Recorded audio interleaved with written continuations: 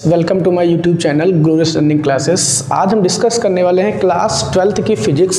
जो तुम्हारे second term में जो भी चैप्टर तुम्हारे फिजिक्स से रिलेटेड हैं वो सारे चैप्टर टॉपिक वाइज एग्जाम के पॉइंट ऑफ व्यू से एक एक करके इस चैनल पे डिस्कस कर दिए जाएंगे। तो सबसे पहले आज हम डिस्कस करेंगे टर्म सेकंड जो तुम्हारा क्लास 12th का है, उसमें कौन कौन से चैप्टर तुम्हारे मोस्ट इंपॉर्टेंट है, जो नंबर गेनिंग है तुम्हारे, जिससे हम अच्छे नंबर गेन कर सकते हैं। ठीक है, तो सबसे पहला जो तुम्हारा चैप्टर है ऑप्टिक्स।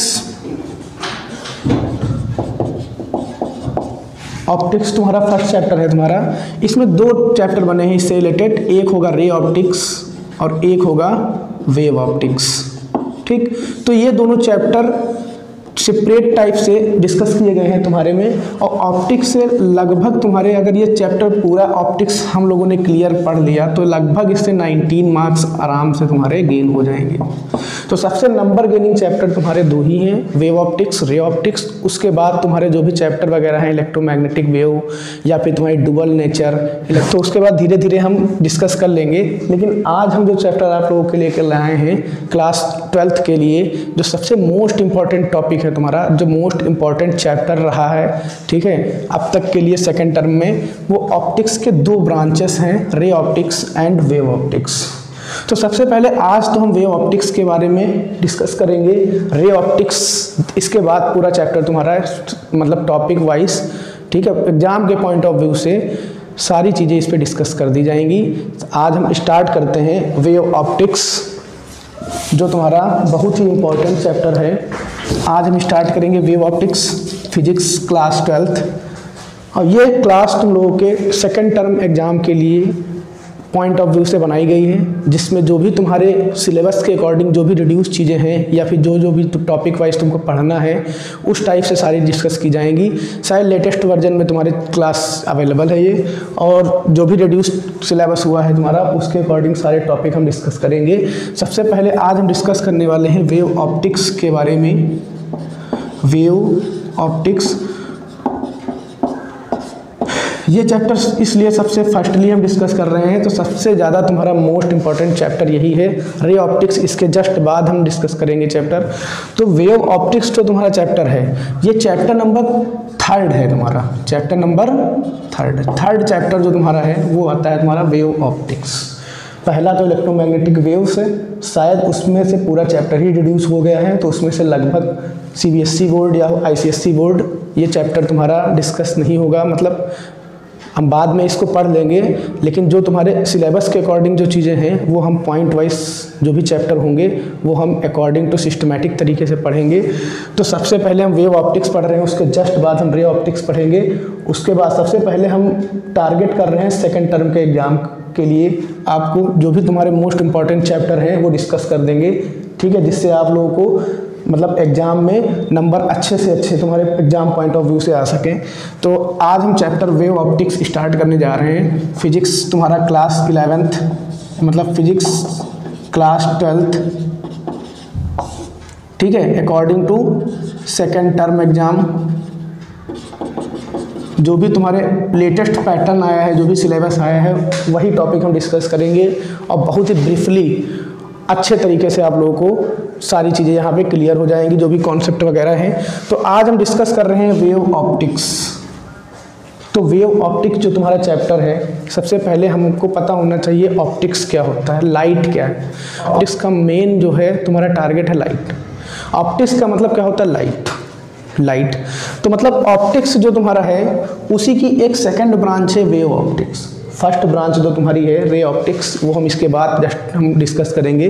तो वेव ऑप्टिक्स क्या होती है, स्टडी ऑफ लाइट, मतलब फिजिक्स की that type of branch in which we study about light, ठीक है। और स्टडी लाइट की हम दो टाइप से ही करेंगे, रे ऑप्टिक्स और वेव ऑप्टिक्स में। तो आज वेव ऑप्टिक्स हम पढ़ रहे हैं। तो वेव ऑप्टिक्स में हमको पता होना चाहिए कि लाइट जो होती है, ठीक है, वो वेव और पार्टिकल दोनों ही नेचर क्या करती है, शो करती है, या फिर क्या करती है, दोनों ही नेचर उसमें होते हैं वेव में। तो सबसे पहले जो तुम्हारी वेव ऑप्टिक्स है, इसके लिए हम सबसे पहले क्या कहेंगे, which we can study, it is a branch, it's branch which we can study about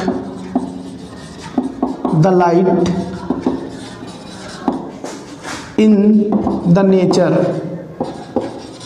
अब नेचर तुम्हारे दो टाइप से हो सकते हैं, ठीक है। नेचर हो सकता है कि लाइट का पार्टिकल टाइप से भी बिहेव करती है और वेव टाइप से। ये तुम्हारी बहुत ही हिस्ट्री है तुम्हारी इसमें, पार्टिकल और वेव से रिलेटेड जो भी लाइट की है। तो लाइट, पार्टिकल और वेव दोनों ही नेचर क्या करती है, शो करती है। तो सबसे पहले इससे रिलेटेड बहुत सी थ्योरी आई, तुम्हारे साइंटिस्ट आए जो अपनी अपनी थ्योरी लेकर के इसको एक्सप्लेन किया कि लाइट क्या है, लाइट पार्टिकल है या वेव है, ठीक है।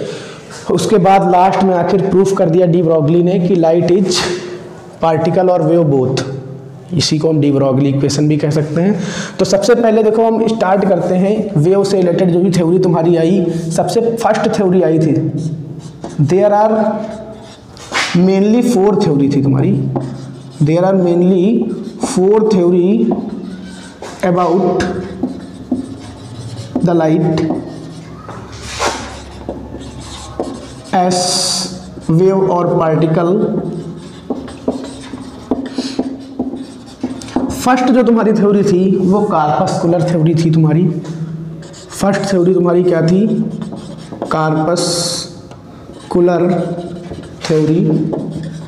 जो कार्पस्कुलर थ्योरी जो तुम्हारी थी वो तुम्हारे ग्रेट साइंटिस्ट आइजैक न्यूटन, जिन्होंने इस थ्योरी के बारे में कंपोस्ट किया और बताया कि लाइट जो होती हैं, लाइट के जो पार्टिकल होते हैं वो टिनी होते हैं, जिनको हम कार्पस सेल्स कहते हैं, ठीक।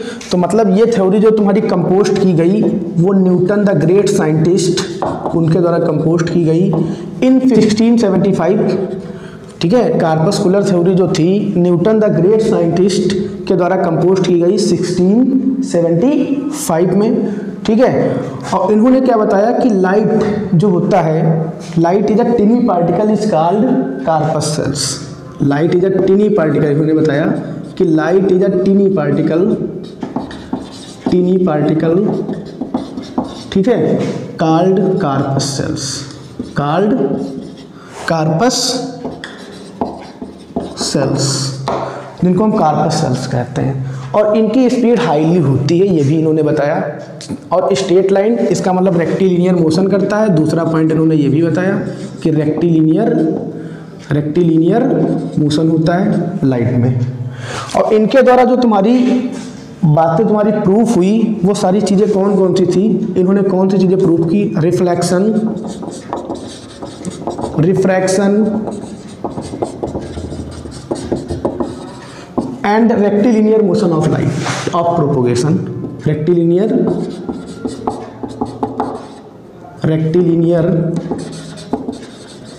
मोशन ऑफ लाइट प्रोपोगेशन,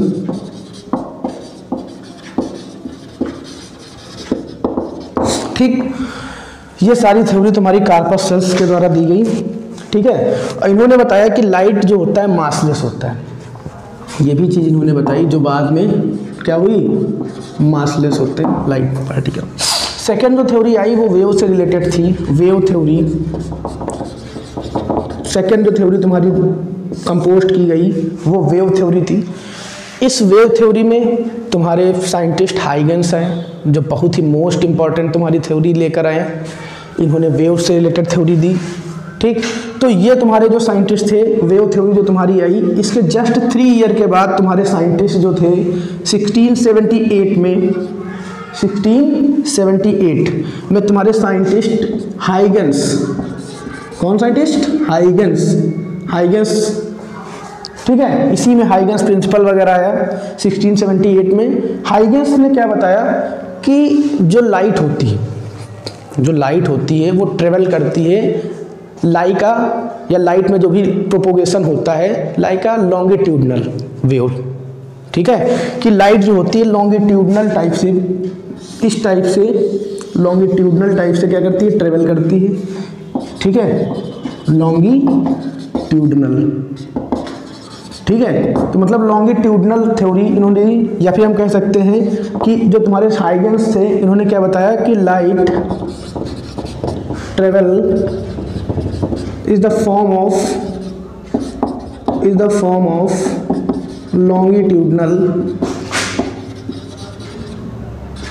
लॉन्गिट्यूडनल्स, कि ईथर एक मीडियम ऐसा है जो तुम्हारे यूनिवर्स में प्रेजेंस है। तो इन्होंने क्या किया, इन्होंने लेट किया या सपोज किया, इन्होंने, ठीक है, इन्होंने सपोज क्या किया कि ईथर एक मीडियम है जो तुम्हारे यूनिवर्स में स्प्रेड है, और ईथर जो होता है वो तुम्हारा क्या होता है, पहली बात तो डाइल्यूट होता है, और दूसरी बात, पहली बात तो डाइल्यूट होता है ईथर, और सेकंड बात मोस्ट इलास्टिसिटी इसकी होती है, मोस्ट इलास्टिसिटी होती है इसमें। तो मतलब वेव थ्योरी जब लेकर आया हाइगन्स तो उन्होंने यही बताया कि जो लाइट होती है तुम्हारी वो क्या करती है, लॉन्गिट्यूडनल वेव जैसे तुम्हारी ट्रेवल करती है उस टाइप से ट्रेवल करती है, ठीक है। और इन्होंने मीडियम जो सपोज किया कि यूनिवर्स में तुम्हारा एक मीडियम होता है जो होता है तुम्हारा क्या, जो होता है ईथर, मतलब ईथर की परिकल्पना की, या ईथर के बारे में उन्होंने क्या किया कि सपोज किया कि ईथर एक मीडियम होता है जो डाइल्यूट होता है ज़्यादातर और मोस्ट इलास्टिसिटी इसकी होती है, इसी में तुम्हारा क्या होता है, लाइट ट्रेवल करती है, ठीक है। और इनके द्वारा जो भी तुम्हारी चीज़ें सामने आई, इन्होंने किस थ्योरी को लेकर के एक्सप्लेन किया, इन्होंने रिफ्लेक्शन को तो किया ही, रिफ्रैक्शन भी बताया, ठीक है। उसके बाद इंटरफेरेंस जो तुम्हारा है, इंटरफेरेंस ऑफ लाइट, ठीक है, इंटरफेरेंस, और तुम्हारा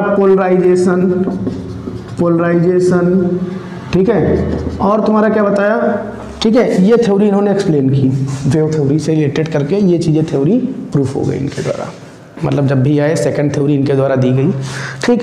और उसके बाद थर्ड जो थ्योरी तुम्हारी बेस हुई, थर्ड थ्योरी जो तुम्हारी आई वो तुम्हारे मैक्सवेल लेकर के आए, ठीक है। थर्ड थ्योरी जो तुम्हारी आई, ठीक, थर्ड थ्योरी तुम्हारी मैक्सवेल लेकर के आए। मैक्सवेल ने क्या बताया, मैक्सवेल ने बताया कि लाइट को ट्रेवल करने के लिए पहली बात कोई मीडियम की आवश्यकता ही नहीं होती, no need of any medium, ठीक।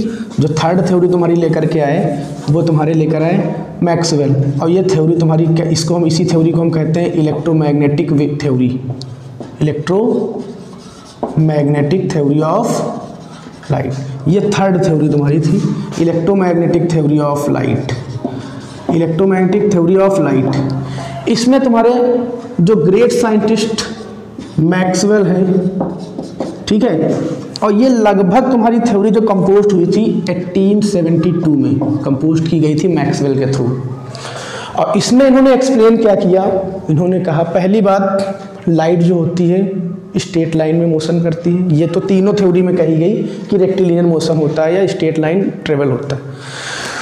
उसके बाद देखो इलेक्ट्रोमैग्नेटिक जब थ्योरी आई तुम्हारी मैक्सवेल लेकर के आए, तो इन्होंने ये बताया, जैसा हमने भी तुमको बताया कि लाइट जो होती है, ठीक है, वो जो ट्रेवल होता है इसका, light travel like electric and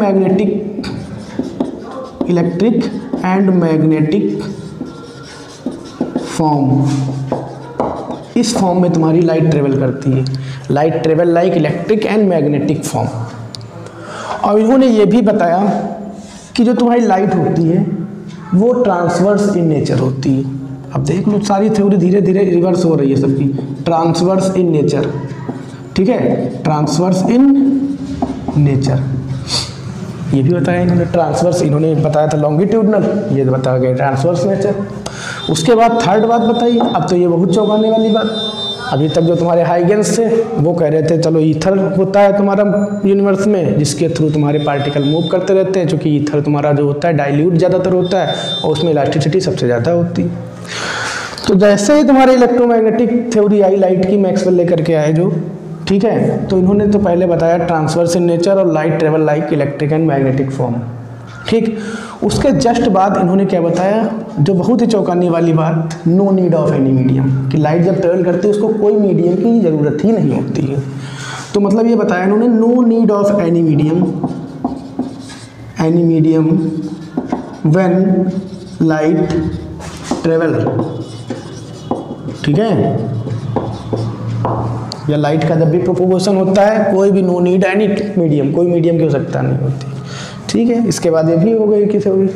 फिर जो सबसे लास्ट थ्योरी जो तुम्हारी आई जिसमें प्लांक है, प्लांक्स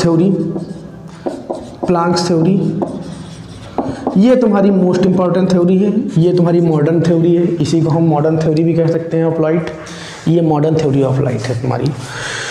तो प्लांक्स जो तुम्हारे थे, सबसे पहले तो इन्होंने ये बताया जो लाइट होती है, जो लाइट के पार्टिकल होते हैं, पहली बात तो स्मॉल होते हैं, उसके बाद इन्होंने बताया कि लाइट के पार्टिकल में एक एनर्जी होती है, लाइट के पार्टिकल जो होते हैं उसमें एक एनर्जी होती है, form of energy. Light is a small particle, it is the form of energy, it is called photon, जिसको फोटॉन कहते हैं। और उन्होंने ये भी बताया कि E = h-nu, जो इन्होंने प्लांक इक्वेशन जो हम लोगों ने पढ़े हैं 11th वगैरह में, E = h-nu, ठीक है, ये इक्वेशन दी, इसके थ्रू ही इन लोगों ने एक्सप्लेन किया। जो जैसे मान लो लाइट है, ये सन है तुम्हारा, ठीक है, sun is the largest source of energy. जब भी मान लो यहाँ से लाइट आएगी तो सबसे पहले तो इसमें स्मॉल पार्टिकल होंगे, और ये स्मॉल पार्टिकल जो होती है इसमें एक एनर्जी होती है। मतलब प्लांक्स में सबसे पहले तो यही बताया कि light is a small particle, light is a small particle, ठीक है, इन विच एनर्जी कंजर्व, जिसमें एनर्जी कंजर्व रहती है, किस फॉर्म में? इन the form of photon, in the form of photon.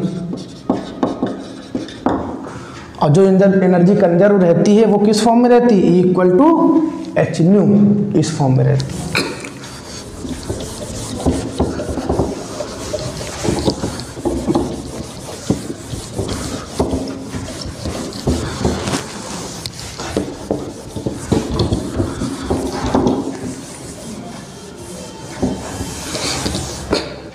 अब देखो हम देखते हैं, सबसे पहले इन्होंने बताया no need of any medium when light travel, ठीक। हम बात कर रहे थे प्लांक थ्योरी की बारी, ठीक है, प्लांक थ्योरी चल रही थी ना तुम्हारी, प्लांक थ्योरी मिट गया ये मॉडर्न थ्योरी थी हमने बताया, ठीक।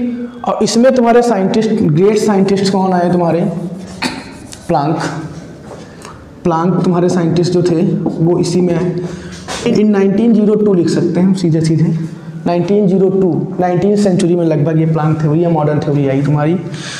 इसमें तुम्हारे जो ग्रेट साइंटिस्ट जो तुम्हारे थे प्लांक, उन्होंने, हमने बताया भी जैसा कि उन्होंने बताया कि लाइट जो होते हैं स्मॉल पार्टिकल होते हैं, ठीक है, अब वो क्या करते हैं, उसमें एनर्जी कंजर्व रहती है, और किस फॉर्म में रहती है? फोटॉन के रूप में रहती है, फॉर्म ऑफ फोटॉन्स। तो जैसे मान लो सन है, ये पार्टिकल इसके हैं, तो जितने भी पार्टिकल स्मॉल होंगे वो क्या करेंगे, स्मॉल पार्टिकल मिलके एक एनर्जी प्रोड्यूस करेंगे, और ये इस टाइप से आगे की ओर फॉरवर्ड डायरेक्शन में स्ट्रेट लाइन में मोशन करते रहते हैं।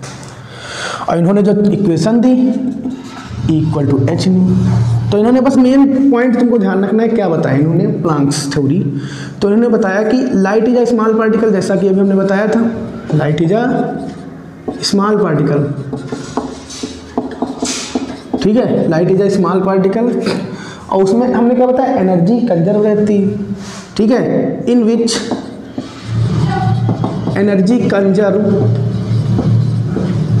इन which energy conserve in the form of photon, photon के रूप में। अब फोटॉन क्या होता है? बहुत लोग सोच रहे होंगे फोटॉन वर्ड कहाँ से आ गया।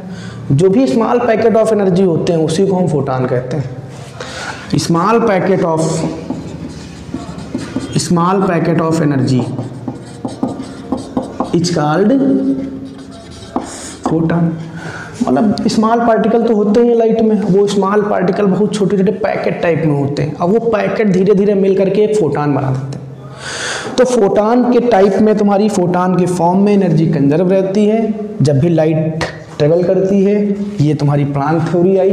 इसी को थोड़ा स्प्रेड किया तुम्हारे ग्रेट साइंटिस्ट अल्बर्ट आइंस्टीन। जो ग्रेट साइंटिस्ट थे अल्बर्ट आइंस्टीन, वो इसी मतलब थ्योरी को थोड़ा एक्सप्लेन करके इन्होंने एनर्जी मास इक्वेशन बता दी E = mc², जो बहुत ही फेमस हुई। इन्होंने बताया कि कोई भी पार्टिकल होता है, फर्स्ट थ्योरी में बताया गया मासलेस, अरे मासलेस है तो उसमें पहली बात तो एनर्जी ही नहीं आ सकती, मूव ही नहीं कर सकता है। अगर कोई भी पार्टिकल में मास नहीं है या कोई भी हो, अगर मास नहीं है तो तुम्हारे पता मोशन कहाँ से होगा। तो पहली थ्योरी तो ऐसे ही फेल हो गई। जब मास ही नहीं है तो ट्रेवल कहाँ से होगा। तो इन्होंने फिर अपना आइंस्टीन जो साइंटिस्ट आए, इन्होंने कहा एवरी पार्टिकल की एक इनका खुद का मास होता है जिसके थ्रू वो फोटॉन के टाइप से एनर्जी उनमें कंजर्व रहती है और वो स्ट्रेट लाइन में मोशन करते रहते हैं। तो ये साइंटिस्ट जो तुम्हारे थे अल्बर्ट आइंस्टीन, इन्होंने तुम्हारी एनर्जी लाइट इक्वेशन,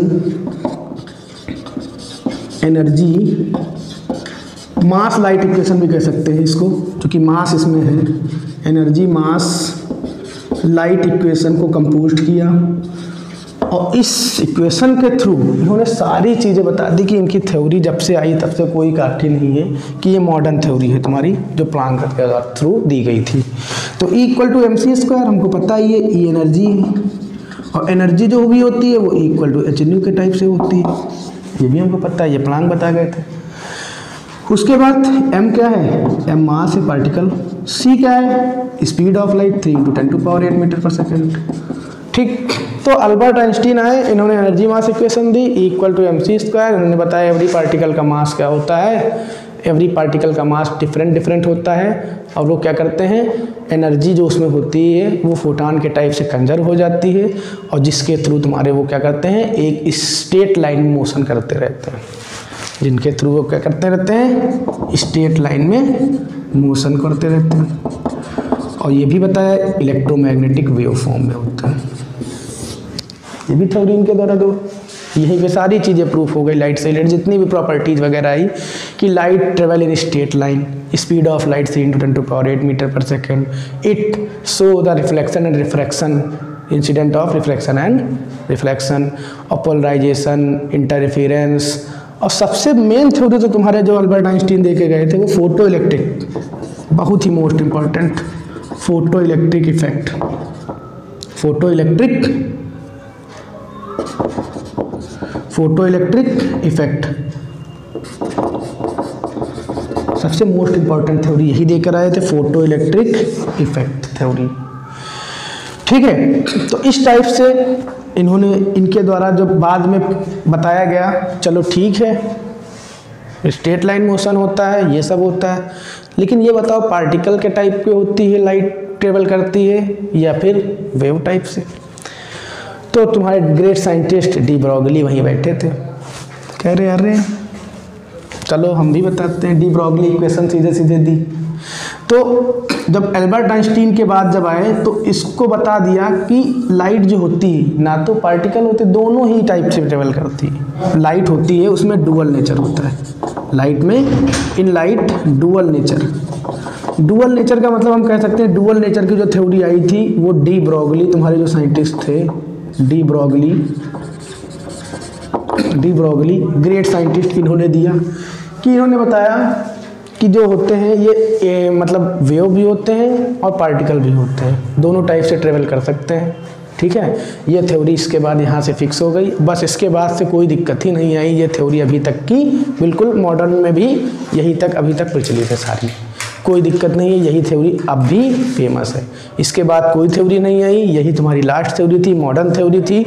ठीक है, तो इसके बाद हम डिस्कस करेंगे वेव ऑप्टिक्स के बारे में। ये तो तुम्हारी हिस्ट्री थी, जो भी लाइट से रिलेटेड जो भी साइंटिस्ट वगैरह ने डिस्कस किया, स्टेप बाय स्टेप सारी चीज़ें। आई होप तुम लोगों को बहुत ही आसानी से समझ में आ गई होंगी कि लाइट से रिलेटेड 4 थ्योरी जो हमने बताया वो स्टेप बाय स्टेप किस टाइप से हुआ। सबसे पहले हमने बताया, सबसे पहले जो थ्योरी आई वो तुम्हारी आई कार्पस्कुलर्स थ्योरी। इसमें कार्पस्कुलर्स थ्योरी में तुम्हारे जो ग्रेट साइंटिस्ट जो न्यूटन थे वो 1675 में इन्होंने कंपोज किया इस थ्योरी को और बताया कि light is a tiny particle, light टिनी particle होते हैं, स्मॉल पार्टिकल होते हैं और इसकी स्पीड बहुत ही हाईली होती है और रेक्टिलिनियर मोशन करते हैं। ये सारी चीज़ें बता दी और मासलेस भी होते हैं, जहाँ तक ये भी बता दिया।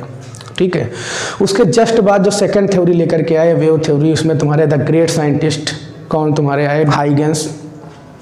हाइगेंस जो साइंटिस्ट थे इन्होंने क्या बताया, जो लाइट होती है, ठीक है, लाइट जो होती है 75 में, और ये 3 ईयर के बाद डायरेक्ट हाइगेंस आ गए। मतलब 1875 में इन्होंने अपनी थ्योरी जो कंपोस्ट की हाइगन्स ने, इन्होंने बताया कि light travel in the form of longitudinal wave type से ट्रेवल करती रहती है। और इन्होंने सपोज किया है कि ईथर मीडियम होता है जो यूनिवर्स में प्रेजेंस होता है, और उसकी डाइल्यूशन जो होती है मतलब बहुत ही डाइल्यूट या पतला होता है, मतलब ठीक है, उसकी हम परिकल्पना भी नहीं कर सकते, इतना पतला होता है, ठीक है। और उसके बाद बताया कि इसकी इलास्टिसिटी सबसे ज़्यादा होती है ईथर की। तो ईथर थ्योरी भी इसको हम कह सकते हैं जो तुम्हारी थी। ईथर थ्योरी की मतलब जो है मतलब इन्होंने क्या किया था, सपोज किया था, कौन, हाइगन्स ने, और लॉन्गिट्यूडनल वेव फॉर्म में ट्रेवल करती है, ये चीज़ बताई। और इनके थ्रू भी रिफ्लेक्शन, रिफ्रैक्शन, इंटरफेरेंस, डिफ्रैक्शन और तुम्हारा जो क्या है पोलराइजेशन, ये थ्योरी प्रूफ हो गई। थर्ड तुम्हारे मैक्सवेल थे, इलेक्ट्रोमैग्नेटिक वेव थ्योरी लेकर के आए। इन्होंने बताया कि जो इन्होंने जो है वही 1872 में लाए थे, लगभग ये 1.5-2 साल की बात, मतलब 150-200 साल के बाद की बात है लगभग। तो इन्होंने क्या बताया, जो लाइट होती है वो ट्रेवल जब करती है तो इलेक्ट्रिक और मैग्नेटिक बोथ फॉर्म में ट्रेवल करती है। और इन्होंने ट्रांसवर्स इन नेचर को बताया कि इनका नेचर जो होता है ट्रांसवर्स होता है। और इन्होंने कहा कि लाइट जब ट्रेवल करती है नो मीडियम, कोई मीडियम की ज़रूरत ही नहीं होती, no need of any medium, ठीक है। उसके जस्ट बाद तुम्हारे कौन सी मॉडर्न थ्योरी आई जो प्लांक्स लेकर के आए, वही 19वीं सेंचुरी में, ठीक है। इन्होंने बताया कि light is a small particle, जो भी हमने बताया, light is a small particle in which energy conserve in the form of photons, ठीक है। और फोटॉन को हम क्या कहते हैं, स्मॉल पैकेट ऑफ एनर्जी, ठीक। उसके जस्ट बाद तुम्हारे मतलब जो है ये भी आ गए scientist, Albert Einstein the great scientist, इन्होंने एनर्जी मास इक्वेशन दे दी इक्वल टू mc²। तो उन्होंने बताया जो भी पार्टिकल होते हैं उनका मास डिफरेंट होता है, और डिफरेंट एनर्जी मास लाइट इक्वेशन जो आई एनर्जी, तो तुम्हारा इक्वल टू mc² तुम्हारे ये साइंटिस्ट दे गए थे। और प्लांक की जो इक्वेशन थी इक्वल टू hν, इससे इन्होंने प्रूव भी कर दिया कि लाइट होती है वो स्मॉल पार्टिकल उसमें होते हैं, और वो फॉर्म ऑफ एनर्जी जो भी होती है उसको हम फोटान कहते हैं। इसी टाइप से वो क्या करते रहते हैं, मोशन करते रहते हैं स्ट्रेट लाइन में। तो इक्वल टू mc² से पता चल गया इसमें मास होता है, डिफरेंट मास होता है, ठीक। और स्ट्रेट लाइन मोशन करते हैं, इलेक्ट्रोमैग्नेटिक वेव फॉर्म में ट्रेवल करती है लाइट। फिर फोटो इलेक्ट्रिक इफेक्ट भी इन्होंने बताया। फिर इसमें इसके बाद रही बात डी ब्रॉगली, वो बता गए थी जो लाइट होती है उसका नेचर पार्टिकल और वेव बोथ फॉर्म में होता है, जिसको डुअल नेचर भी कह सकते हैं लाइट का, ठीक है। डी ब्रॉगली तुम्हारे साइंटिस्ट थे। बस यहाँ के बाद थ्योरी तुम्हारी एंड हो गई। इसके जस्ट बाद हम पढ़ते हैं वेव फ्रंट्स क्या होते हैं। वेव फ्रंट्स के बारे में अब हम डिस्कस करने वाले हैं, ठीक है। आई होप तुम लोगों को वेव थ्योरी जो भी तक हमने बताई बहुत ही आसानी से समझ में आ गई होगी। अब हम डिस्कस करने वाले हैं वेव फ्रंट के बारे में, जो बहुत ही मोस्ट इंपॉर्टेंट टॉपिक है तुम्हारा, ठीक है। वेव ऑप्टिक्स का वेव फ्रंट, फिर वेवलेट्स वगैरह, फिर हाइजेंस प्रिंसिपल वगैरह लेकर के सारा चैप्टर धीरे धीरे हम डिस्कस कर देंगे। आई होप तुम लोगों को बहुत ही आसानी से सारी चीज़ें समझ में आएगी अगर तुम लोग कंटिन्यूस टाइप से देख रहे हो मेरी वीडियोस वगैरह को, तो सारी चीज़ें तुम लोगों को यहाँ पे कॉन्सेप्ट क्लियर होने वाला है। रे ऑप्टिक्स हो या फिर वेव ऑप्टिक्स, दोनों ही चैप्टर जो लोगों को बहुत ही टफ लगते हैं, लेकिन यहाँ तुम लोगों को सारे कॉन्सेप्ट ऐसे क्लियर हो जाएंगे जैसे ये कुछ है ही नहीं, ठीक है। तो अब हम डिस्कस करने वाले हैं वेव फ्रंट्स के बारे में। वेव फ्रंट्स, पहली बात वेव फ्रंट्स होती क्या है, पहली बात समझ लेते हैं वेव फ्रंट्स क्या होती है। वेव फ्रंट्स को समझने के लिए सबसे पहले हम एग्जांपल उठाते हैं। हम लोगों ने तालाब तो देखा ही होगा, तो अगर हम क्या करें, एक पॉन्ड्स वगैरह हो उसमें हम एक स्टोन थ्रो करें, ठीक है। एक तालाब में अगर हम क्या करें, एक पत्थर डाल दें, तो उसके बाद हम लोगों ने देखा होगा कि सर्कुलर पाथ उसका बनता चला जाता है। फिर पहले जहाँ पे थ्रो होता है वहाँ पे तो स्मॉल पार्टिकल होता है, धीरे धीरे फिर ग्रेटर पार्टिकल, फिर और ग्रेटर, फिर बहुत ही हाई डिस्टेंस पे हमको प्लेन दिखने लगता है। उसकी फ्रंट, जो भी वेव की फ्रंट होती है वो क्या कैसी दिखने लगती है, प्लेन। तो वही एग्जाम्पल को लेकर के हम लोग समझ सकते हैं वेव फ्रंट को लेकर के। When we throw stone in any pond, when we found a circular path into the pond, ठीक है। और उसमें होता क्या है, सर्कुलर पाथ तो होता है। तो सबसे पहले तो हम समझ लेते हैं ये तुम्हारा पॉइंट है, पॉइंट ऑफ सोर्स है। सपोज वहाँ पे क्या हुआ, स्टोन थ्रो हुआ यहाँ पे इस टाइप। तो जब पॉइंट थ्रो हुआ, तो जब पॉइंट साइज होता है किसी का, पॉइंट साइज सोर्स होता है, ठीक है। तो उस पर जो तुम्हारा क्या कहते हैं जो वेव होती है वो स्फेरिकल वेव फॉर्म होती है उसमें, ठीक। तो सपोज कर लो, अगर मान लो यहाँ से अगर वो हम लोगों को तो दिख रहा होगा कि वो तुम्हारा क्या सर्कुलर पाथ है, लेकिन बनने का भी एक तरीका क्या है। सपोज ये पॉइंट साइज है, यहाँ से तुम्हारी वेव फ्रंट प्रोड्यूस हुई या वेव प्रोड्यूस हुई तुम्हारी यहाँ से। एक सपोज ये वेव है, सेकंड ये वेव है, थर्ड ये वेव है और फोर्थ ये वेव है। इस टाइप से इनफाइनाइट वेव होंगी। हम तो 4 वेव को लेकर के सॉल्व करेंगे और बताएंगे। ये हाइगेंस में ही तुम्हारा आ रहा है, मतलब वेव ऑप्टिक्स पढ़ रहे हैं और वेव का सबसे बेस्ट थ्योरी तुम्हारे हाइगेंस ही देकर गए थे, जिन्होंने बताया था कि जो तुम्हारी होती है light travel in the longitudinal form. तो इसमें देखो सबसे पहले ये पॉइंट सोर्स है, हमको भी पता है अगर कोई वेव लॉन्गिट्यूडनल है तो उसमें इस टाइप से होता है मोशन। तो हमको पता है यहाँ से अगर ये सोर्स है इसका, तो यहाँ पे इसको तो हम क्रस्ट कहेंगे, इसको क्या कहते हैं क्रस्ट। और इस वाले पॉइंट को जब नीचे आती है वेव तो उसको कहते हैं ट्रफ्ट, ट्रफ्ट, ठीक। तो क्रस्ट और ट्रफ्ट ये मिलकर के एक वेव फॉर्म करती है। ये यहाँ से यहाँ तक की पूरी अब एक वेव इसको काउंट करेंगे तो 1 वेव इक्वल टू होता है क्या, 1 wave equal to 1 crest plus 1 trough, इसको कह सकते हैं। ये बताना क्यों जरूरी था, क्योंकि ये चीज़ अगर समझ में आ गई तो तुमको समझ लो वेव फ्रंट समझ में आ गया, ठीक। तो वेव फ्रंट होता क्या है, सब क्रस्ट, ये क्रस्ट, ये क्रस्ट, ये क्रस्ट, चारों वेव का ये क्रस्ट पॉइंट हमने उठाया। उसके बाद क्या करें, अगर इसी से हम इस टाइप से बना दें तो एक स्फीयर बन जाता है, ठीक है। स्फीयर बन गया ये तुम्हारा। इसी टाइप से अगर हम क्या करें, ये मान लो अगर क्रस्ट है तो ये वाला ट्रफ्ट होगा इसका, ये ट्रफ्ट होगा, ये ट्रफ्ट होगा, ये ट्रफ्ट होगा, तो इससे एक इस टाइप से तुम्हारी इमेज बनेगी स्फेरिकल। फिर इसी टाइप से मान लो क्रस्ट का फिर उठाएं, क्रस्ट वाली वेव इस टाइप से बनती ही चली जाएंगी ये वेव्स, क्रस्ट ट्रफ्ट, क्रस्ट ट्रफ्ट। तो हम मान लो सपोज किया यहाँ पे एक स्टोन थ्रो किया तो इस टाइप से तुमको नज़र तो आती है, लेकिन वेव जो होती है वो लॉन्गिट्यूडनल पहली बात तो होती है, उसके बाद उसमें स्फीयर तुम्हारा स्फेरिकल क्या बनता है, वेव बनती है, ठीक। तो पॉइंट साइज जब भी सोर्स होगा तो पहली बात तो उससे स्फेरिकल वेव फ्रंट फॉर्म होगी। अब वेव फ्रंट होती क्या है, वेव फ्रंट यही तुम्हारी वेव फ्रंट है, ये जो बनी है हमने बताया क्रस्ट और ट्रफ्ट लेकर के जो बना दिया हमने इमेज, इसी को हम क्या कहते हैं, इसी इमेज को इसको कहते हैं हम क्या, जैसे मान लो ये तुम्हारी क्या है फर्स्ट वेव फ्रंट है, इसी को वेव फ्रंट कहते हैं, इसको भी वेव फ्रंट कहेंगे, इसको भी क्रस्ट और ट्रफ्ट के थ्रू जो बनी है इसी को कहते हैं हम क्या, वेव फ्रंट। तो वेव फ्रंट की सिंपल डेफिनेशन तुम्हारी यहीं से निकल के आ गई कि वेव फ्रंट क्या होता है, wave front it is the locus, it's the locus of all point, ठीक है, it's the locus of all point vibrating या propagation in same wedge. Vibrating भी लिख सकते हैं, ऑसिलेशन भी लिख सकते हैं, ठीक है, कुछ भी लिख लो, वाइब्रेटिंग या oscillation in same phase is called wave front, is called wave front. ये सिंपल डेफिनेशन है तुम्हारी किसकी, वेव फ्रंट की।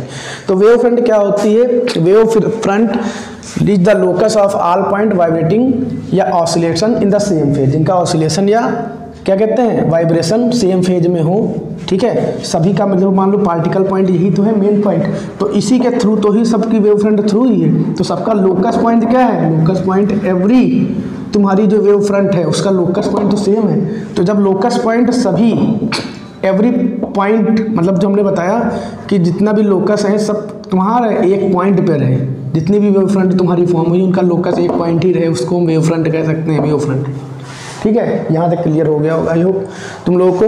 अब वेव फ्रंट जो होती है कितने टाइप की होती है, 3 टाइप की होती है। तो वेव फ्रंट जो होती है देयर आर 3 टाइप, ठीक है, there are 3 type of wave front, 3 type की वेव फ्रंट होती। फर्स्ट जो होती है वो स्फेरिकल होती है, फर्स्ट कैसी होंगी, स्फेरिकल वेव फ्रंट।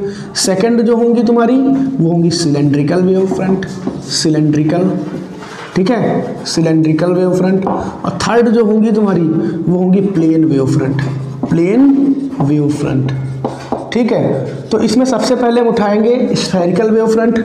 स्फेरिकल जो वेव फ्रंट होगी, ठीक है, इसमें पहली बात तो सोर्स ऑफ लाइट होगा point size and in the form of sphere type से बनेगी, फॉर्म होगी, ठीक।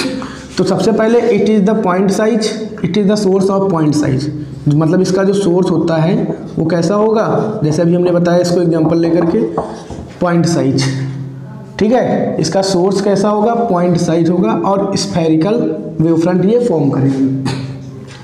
और सिलेंड्रिकल जो वेव फ्रंट होती है, इसका सोर्स जो होता है वो लीनियर होता है। क्या कैसा होता है, इसी से डिफरेंशियल सारी बन जाएंगी कि लीनियर इसका होता है, ठीक है। पॉइंट मतलब जो भी सोर्स होगा वो लीनियर होगा, ठीक। और प्लेन वेव फ्रंट जो होंगी वो इनफाइनाइट डिस्टेंस पे जो भी ऑब्जेक्ट होंगी या फार डिस्टेंस पे जो भी होंगी, या कह सकते हैं इनफाइनाइट या फार डिस्टेंस से अगर हम कोई वेव फ्रंट मेजर करें तो उसको हम प्लेन वेव फ्रंट कहते हैं, ठीक है। व्हेन द स्पीड ऑफ मतलब when the source of light at far distance when form plane wave front, ठीक।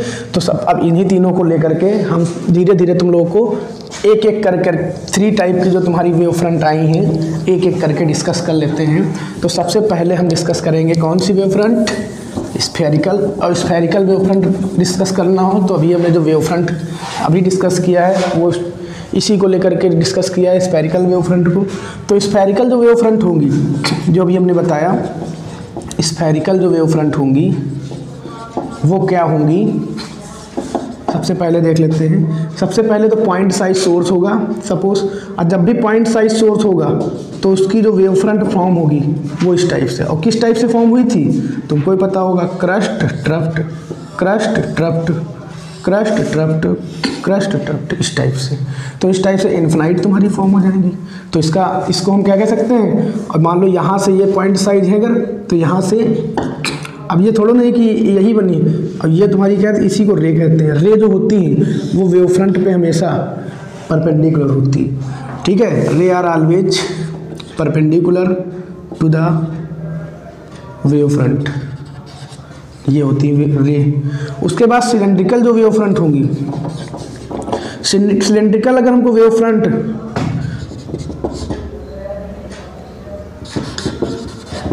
सिलेंड्रिकल अगर हमको वेव फ्रंट फॉर्म करना है तो सबसे पहले तुम अगर समझ लो, अगर हम क्या करें, एक चूड़ी उठाएं, उसके ऊपर दूसरी चूड़ी रखें, फिर दूसरी रखें, इस टाइप से अगर हम इतनी बना लें तो हमको वो एक सिलेंडर टाइप पे नजर आएगा।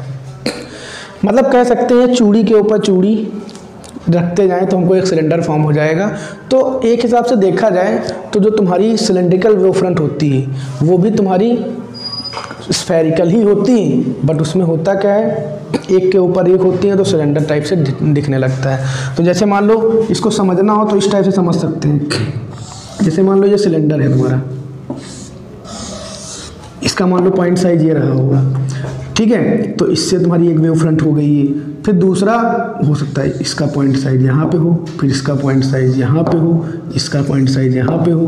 तो इस टाइप से पूरी तुम्हारी वेव फ्रंट ये भी बन सकती है। तो इसी को हम कह सकते हैं सिलेंड्रिकल वेव फ्रंट, ठीक है।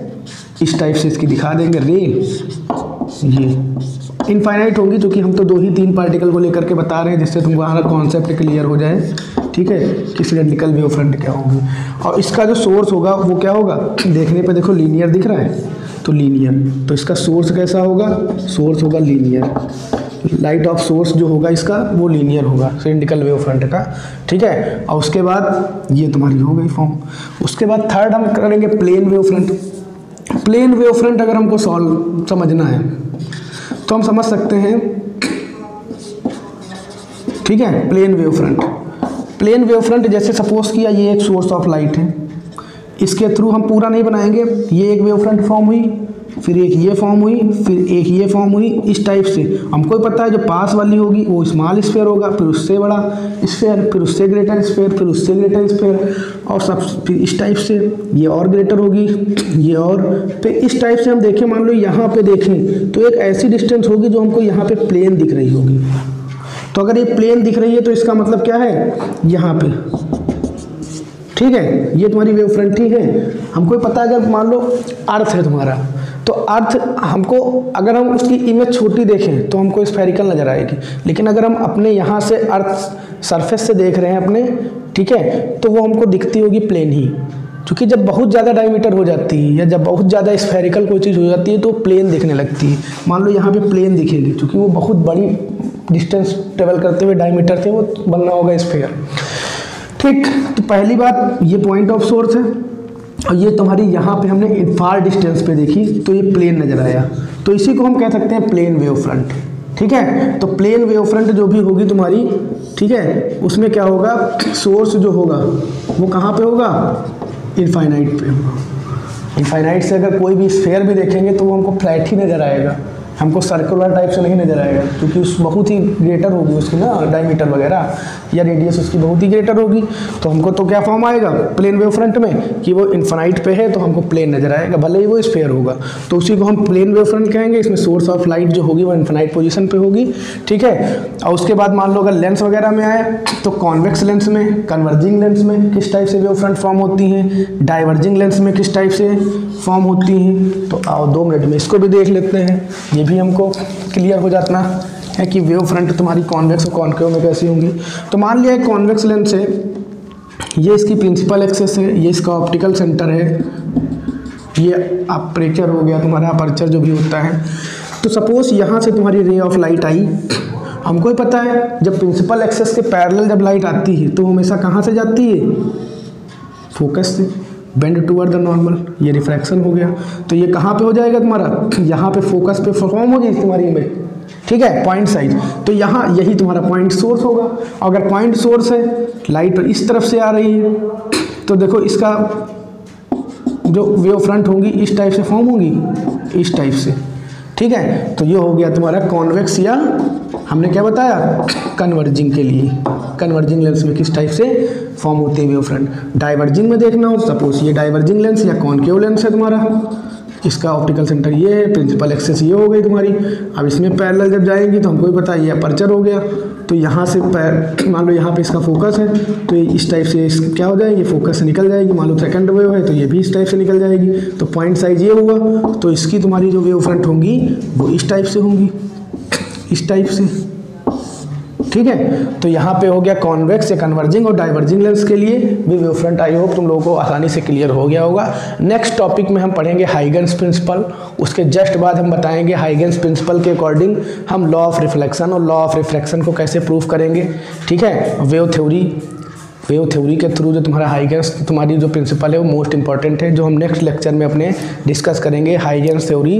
और उसके बाद वेव थ्योरी के अकॉर्डिंग जो तुम्हारी प्रूफ हुई थी रिफ्लेक्शन और रिफ्रैक्शन, वो भी थ्योरी उसी में हम प्रूफ कर देंगे। ठीक है, आई होप तुम लोगों को बहुत ही आसानी से आज का टॉपिक जो तुम्हारा रहा वेव ऑप्टिक्स जो हमने आज स्टार्ट किया है, अब तुम लोगों को ये चैप्टर पूरा क्लियर हो जाएगा। पूरा कंप्लीट चैप्टर हम इस चैनल पे अपने प्रोवाइड करा देंगे इसको, और कोशिश करेंगे कि अच्छे से तुम लोगों को इसके प्रॉपर नोट्स भी प्रोवाइड कर दिए जाएंगे अपने टेलीग्राम चैनल वगैरह पे। तो हम इस पर लिंक डिस्क्रिप्शन बॉक्स में दे देंगे।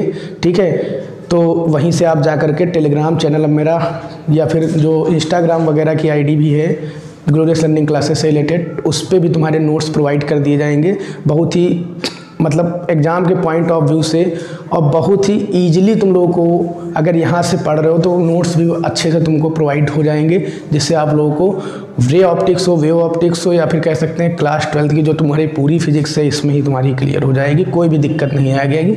और रही बात न्यूमेरिकल की, तो न्यूमेरिकल की हम अलग से वीडियो वगैरह हम अपलोड कर देंगे इसमें। ठीक है, तो आई होप तुम लोगों को आज की क्लास बहुत ही अच्छी लगी होगी। जो वेव ऑप्टिक्स आज हमने पहला चैप्टर सेकेंड टर्म एग्जाम को लेकर के बनाया है, और ये तुम्हारा पूरा कंप्लीट चैप्टर हम जल्दी ही तुम्हारा कंप्लीट कर देंगे। उसके बाद रे ऑप्टिक्स पे आएंगे। ठीक है, तो आज के लिए इतना ही। नमस्कार, जय हिंद, सुरक्षित रहें, स्टे सेफ, स्टे